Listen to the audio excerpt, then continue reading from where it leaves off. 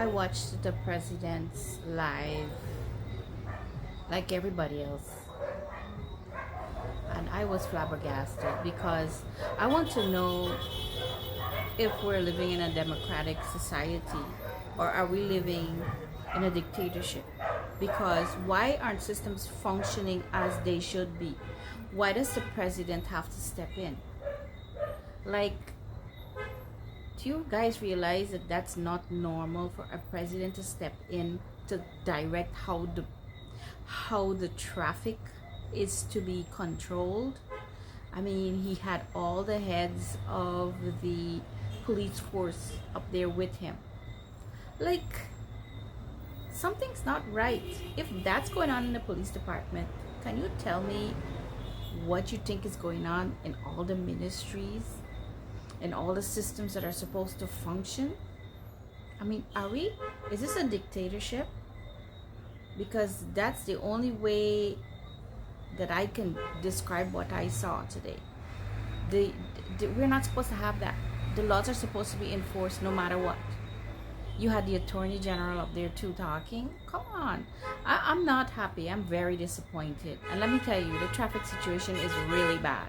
I was walking on Cherry Street coming home about 5:30. And the cars are in the bike lane. So I'm walking because I don't have any other place to go. Because I'm on Cherry Street. This side, the part where I was, didn't have any sidewalk. One of the drivers is to ask me, like I want to walk into the cars. The other driver, the black SUV driver with the tinted windows, yes, I saw you. He pulls and goes over to the right side of me and drives over the reserve to get where he's going. These are the things that we face as pedestrians in Guyana all over. It's not just on Cherry Street. But I just want to say that the state that we're in Guyana is pitiful, and I am not happy about it. I don't think the president should have to speak on this, because I think that the laws should have been enforced a long time ago. And I didn't see fit for the president to come out to say anything. But I think it's the way the country is going that they keep looking at the president or Mr. Barajagdio for direction on everything. And listen, people, we have heads in charge of different ministries, and that's who should be talking to us, not the president. It should have been Mr. Police Commissioner Higgins talking to us today, not the president.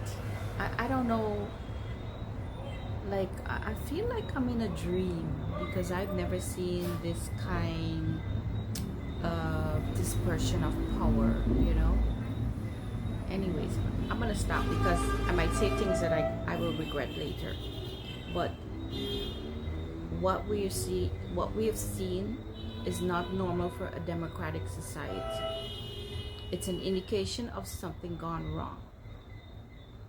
And on a last note, I will say that I expect results from the live today, even if I'm not in support of the process. All right, y'all have a nice rest of your night. Bye. His words were to me that they don't need to put the cone there every day. We're supposed to know. So today I drove up a two-way street, but at the time it was a one-way, right? I'm gonna explain that a little bit. So you know that roundabout at Sheriff Street that you have to go around in order to go up the line top? So usually I would see some form of barricade or a cone or something like that that would indicate to me that I cannot drive there, right? Today I did not see that.